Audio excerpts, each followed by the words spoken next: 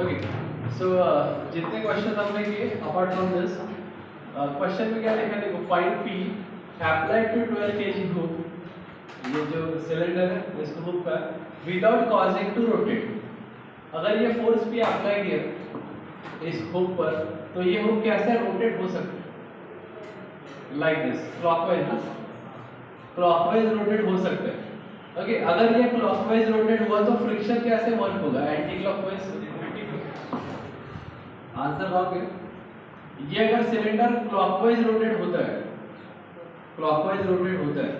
तो यहां से ये यहां जाएगा तो इसका फ्रिक्शन कैसे जाएगा अपवर्ड जाएगा फ्रिक्शन डिपेंड किस पर करता है इस सरफेस के नॉर्मल रिएक्शन अगर नॉर्मल रिएक्शन एनपी हमने लिया और यहाँ का एन इसका वेट फ्री बॉडी डायग्राम का फर्स्ट स्टेप क्या होता है सेल्फ वेट वो कितना है 12 into 9.8 केजी में है ना मास है वो वेट में कन्वर्ट करने के लिए 9.8 से मल्टीप्लाई तो ये वेट डाउनवर्ड अप्लाई हुआ इस वेट को बैलेंस कौन करेगा normal reaction by B surface B and surface A ठीक है ये दो फोर्सेस हुए अब फोर्स पी अगर आप यहाँ पर अप्लाई करते हो तो ये क्लॉकवाइज रोटेट होने के चांसेस है फ्रिक्शन एंटी क्लॉकवाइज सेंस में जाना चाहिए बट इस सरफेस को वो पैरेलल होगा फ्रिक्शन सरफेस को पैरेलल होगा 0.2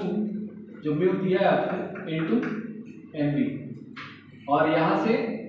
ये जो सिलेंडर है ये हुक है वो क्लॉकवाइज जा रहा है तो एंटी क्लॉकवाइज सेंस में फ्रिक्शन आएगा 0.2 ये दोनों का देखो एंटी क्लॉकवाइज सेंस है but these are parallel to the surface ठीक है ये हुआ है फ्री बॉडी डायग्राम और कोई फोर्स बाकी थर्ड स्टेप क्या था फ्री बॉडी डायग्राम का रिएक्शन बिटवीन डिपेंडेंट इंडिपेंडेंट यहाँ एक ही ब्लॉक है एक ही बॉडी है तो वो नहीं आएगा टेंशन इन द स्ट्रिंग वो नहीं आएगा फ्रिक्शन हमने लिया है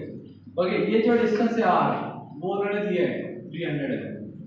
ओके फाइंड क्या करना है फाइंड फोर्स पी फाइंड करना है अगर पी फोर्स अप्लाई हुआ तो ये ब्लॉक क्लॉकवाइज होने के चांसेस है फ्रिक्शन उसको ब्लॉक करेगा तो ये क्लॉकवाइज रोटेट नहीं हो ये उसका मीनिंग हुआ कॉजिंग टू रोटेट ओके तो ये क्वेश्चन सॉल्व करना है तो कंडीशंस क्या है फ्रिक्शन में हम कौन से 3 कंडीशन यूज करते हैं कंडीशन ऑफ इक्विलिब्रियम क्या होता है summation fx0 summation fy0 and moment is equal to 0 अगर एक बॉडी का क्वेश्चन हो तो मोमेंट यूज करना पड़ेगा लेकिन वो क्वेश्चन पर डिपेंड करेगा पहले समेशन fx fy से ट्राई करो इसका समेशन fx बताओ फोर्स भी राइट साइड जा रहा है पॉजिटिव एन भी लेफ्ट साइड जा रहा है नेगेटिव और 0.2 एन राइट साइड जा रहा है पॉजिटिव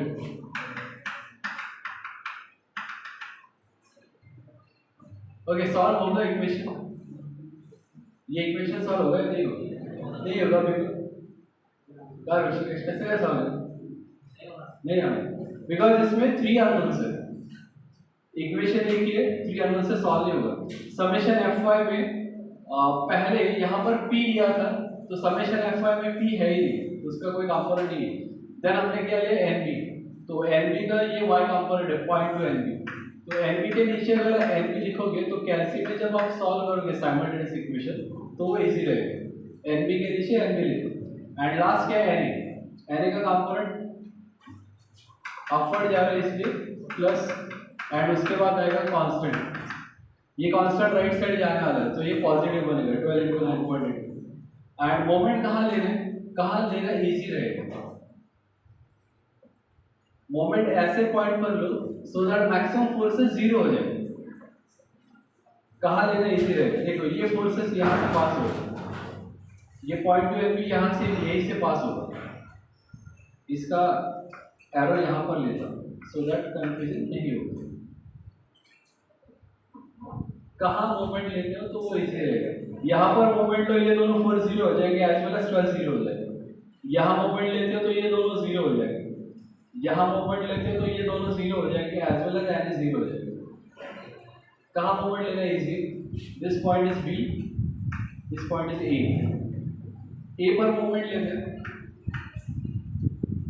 ओके ए पर मोमेंट लेते हैं तो इन दोनों का मोमेंट 0 हो जाएगा 12 का भी मोमेंट 0 हो जाएगा ये जो फोर्स है P इसका डिस्टेंस कितना है परपेंडिकुलर डिस्टेंस फ्रॉम ए ये डिस्टेंस R 300 है ना, ये डायमीटर है 600 इंटू पी। अब ये कैसे जाएगा, यहाँ फिक्स फिगर है, ये मूविंग फिगर है, फोर्स सर क्लॉकवाइज जा रहा है, क्लॉकवाइज जा रहा है तो माइनस पी पहले लिया, उसके बाद एनपी का कोई कंपोनेंट है कि देखो दोनों एनपी के कंपोनेंट है। एनपी का परपेंडिकुलर डिस्टेंस कितना है, एनपी का ये डिस्टेंस है परपेंडिकुलर फ्रॉम पॉइंट ए, और एनपी कैसे जाएगा एंटी क्लॉकवाइज, तो वो आएगा प्लस 300 एनपी। एंड ये जो पॉइंट टू एनपी इसका परपेंडिकुलर डिस्टेंस देखो, ये पॉइंट टू एनपी का परपेंडिकुलर डिस्टेंस आर है और वो भी एंटी क्लॉकवाइज जाएगा, plus point to NP into radius 300। A के कंपोनेंट्स क्यों नहीं लिए, point to A and N A, ये दोनों ए पॉइंट से पास होते हैं तो उनका मोमेंट 0 रहेगा। इन 3 इक्वेशन से कौन से 2 इक्वेशन सॉल्व होने वाले हैं, साइमल्टेनियस 2 इक्वेशंस होते हैं। तो देखो यहाँ 3 अननोन से P N P and N, यहाँ P है नहीं बट N P N है, यहाँ पर P है बट N नहीं, तो 3 इक्वेशन से 3 अननोन से आप डायरेक्टली साइमल्टेनियस से सॉल्व कर सकते हो, कैसे निकालो, और उससे आपको directly P N P and N A ये तीनों मिल जाएंगे। कैलसी पर पहले मोड प्रेस करो, आप बाद में कॉपी कर लो, पहले मोड प्रेस करो, इक्वेशन 5 9N1 ES का कैलसी है, प्रेस मोड इक्वेशन 5, उसमें थर्ड इक्वेशन देखो, सेकंड इक्वेशन देखो, A1x B1y C1z is equal to D। अब ये 1 था नहीं उसमें, x y z 3 अननोन्स होने चाहिए, तो वो सेकंड इक्वेशन है। सेकंड इक्वेशन लिया गया ax plus by plus cz is equal to d। Then first rectangle में आप क्या सब्स्टिट्यूट करोगे, इसका coefficient 1, plus 1 is equal to minus 1 is equal to 0.2 is equal to, and ये कांस्टेंट कितना ले रहा है, fourth rectangle 0 is equal to, then यहां पर p का value 0 is equal to 0.2 is equal to 1 is equal to, and ये constant right side जाता है वो पॉजिटिव होता है, 12 into 9.81 is equal to, then minus 600 is equal to, then यहां पर क्या करना पड़ेगा आपको, एनबी कॉमन लो, वो जो रेक्टेंगल है ना सेकंड वाला उसमें डालो 300 plus 0.2 into 300, 300 plus 0.2 into 300, directly substitute करो, कैसे अपना काम कर सकता है, 300 प्लस 0.2 into 300, उसके बाद क्या आना चाहिए, Na आना चाहिए, Na है कि यहाँ पर नहीं है, थर्ड रेक्टेंगल Na 0 और लास्ट क्या है constant 0, then again is equal to press करो और बताओ p का आंसर क्या आ रहा है, 32.10, ओके, Np का 15.50, 53.50,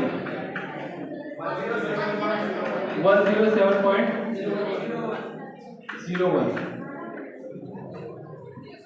ओके, इस तरह से आपको 3 आंसर्स मिल जाएंगे, ये कॉपी कर लो।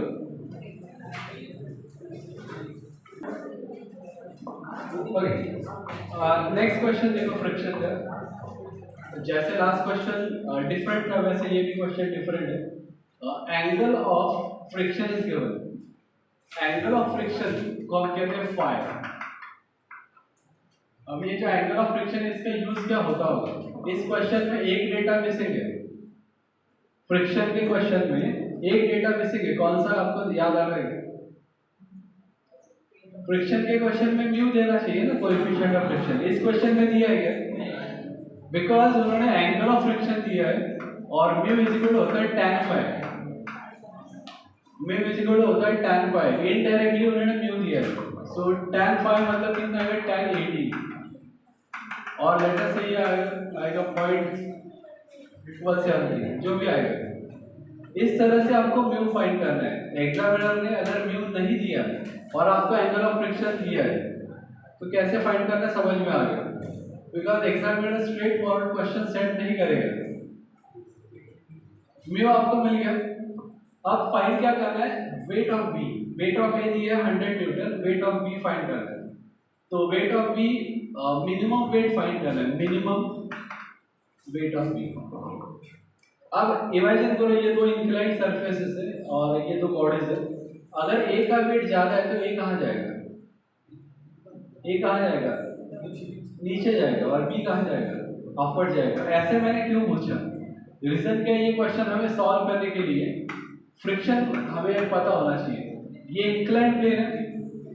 ये इंक्लाइन प्लेन है, तो इसको हम कहेंगे एक्स एक्सिस और इसको कहेंगे वाई एक्सिस। वेट कैसे अप्लाई होता है, वर्टिकल डाउनवर्ड। इसका एंगल कितना है 45, सो न्यू हॉरिजॉन्टल के साथ एंगल कितना होगा 100 का 45। देन ये इंक्लाइंड सरफेस है तो वो क्या करेगा, परपेंडिकुलर नॉर्मल रिएक्शन देगा एनी। पहले वेट हमने लिया, उसके बाद क्या लिया, एनी। देन सिमिलरली बी का डायग्राम, बी का जो एंगल है वो 30 है एंड बी का वेट हमें पता नहीं, उसको कहेंगे W B. Okay, inclined plane है इसको एक्स का, इसको वाई का। वेट डाउनवर्ड अप्लाई होगा,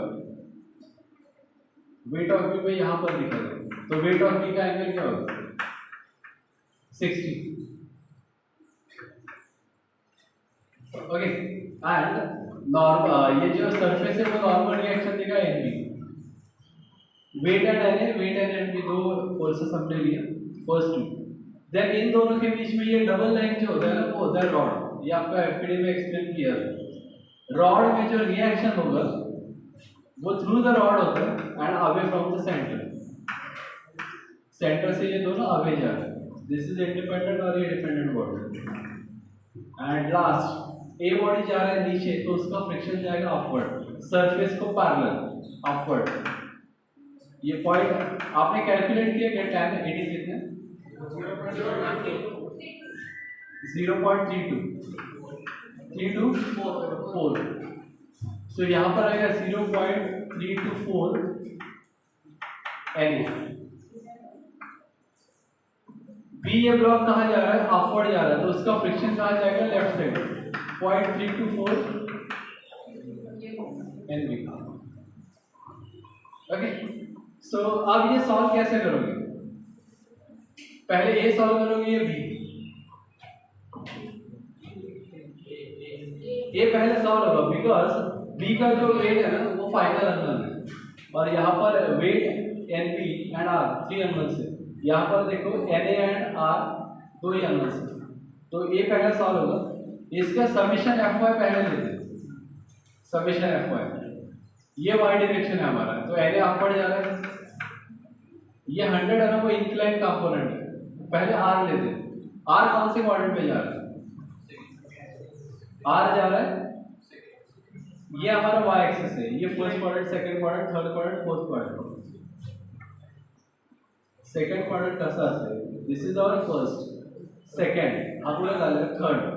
आर जा रहा है थर्ड क्वाड्रेंट, और आर का ये एंगल कितना है एक्स के साथ, ये अगर 45 है तो ये एंगल कितना होगा 45। सो आर थर्ड क्वाड्रेंट में जा रहा है, इसलिए मैंने यहाँ पर लिखा माइनस। एंड ये जो वेट है ना 100, वो कौन से क्वाड्रेंट में, फोर्थ, वो भी डाउनवर्ड जा रहा है, उसका एंगल कितना है 45। ये सॉल्व नहीं होगा, समेशन एफ एक्स में एक्स में 0.324 एन ए, ये जाएगा लेफ्ट साइड माइनस, ये जो आर है थर्ड क्वाड्रेंट में, इसलिए इसका एक्स कंपोनेंट माइनस, ये फोर्थ क्वाड्रेंट में, इसलिए इसका X component plus.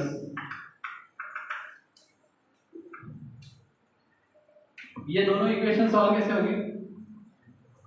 Simultaneous equation. अभी हमने किया ना 2 इक्वेशंस टू अननोन्स, अभी 3 का किया, ये 2 इक्वेशन टू अननोन्स का क्वेश्चन।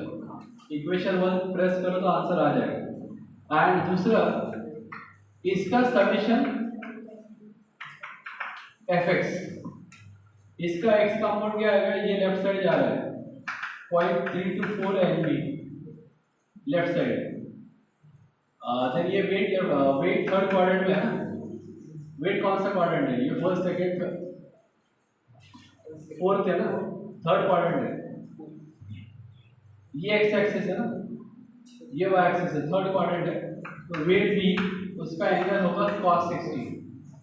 एंड ये जो आर है वो फोर्थ क्वाड्रेंट में जा रहा है प्लस आर cos 45। इसका समेशन एफ है, एन भी अपवर्ड जा रहा है, weight downward sin 60 and R downward जा रहा है माइनस आर sin 45। यहां से आपको आर का आंसर मिल गया, यहां आप आर सब्स्टिट्यूट कर लो, ये दोनों राइट साइड जाएंगे तो अगेन दो अननोन्स आपको मिल जाएंगे। ये अगर आप सॉल्व करते हो तो आपको weight of B and N भी मिल जाएगा। टू इक्वेशंस टू अननोन्स का ही क्वेश्चन है, डिफिकल्ट क्वेश्चन पेपर सेट हुआ तो ये ऐसे क्वेश्चन एग्जाम में आएगा, और अगर ये एग्जाम में आएगा तो 10 मार्क्स की 10 मार्क्स की, राइट।